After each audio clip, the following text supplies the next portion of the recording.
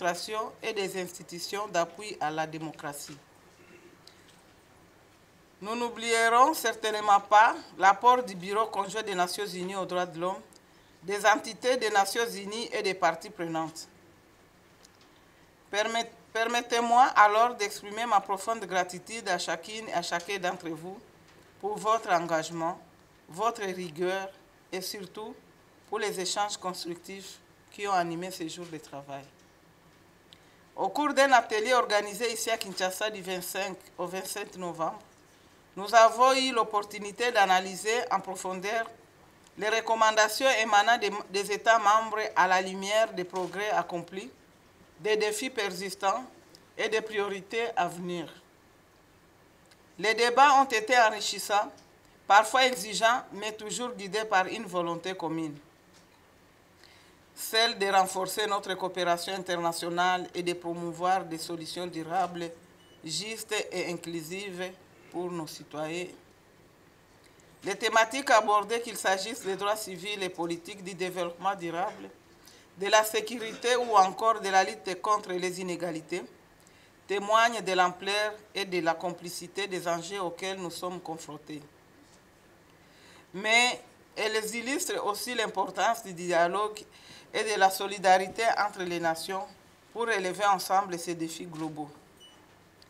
Je tiens à saluer particulièrement la qualité des interventions et des recommandations formulées au cours de cet atelier. Toutefois, les contributions reçues permettront de mieux orienter les politiques futures et de favoriser une mise en œuvre plus efficace des résolutions adoptées par mon pays. Ces recommandations ne resteront pas de simples déclarations d'intention, elles se traduiront par des actions concrètes sur le terrain au bénéfice de tous nos citoyens.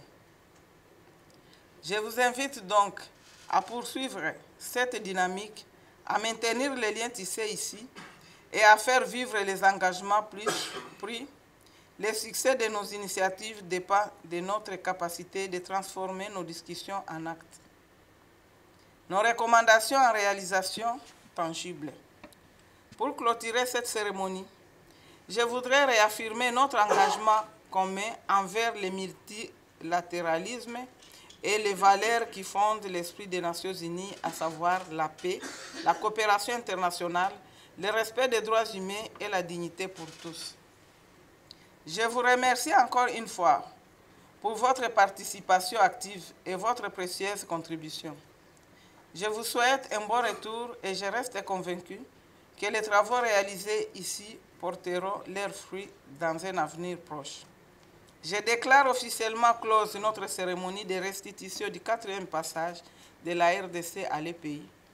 Merci à toutes et à tous et au plaisir de vous retrouver pour de futurs échanges.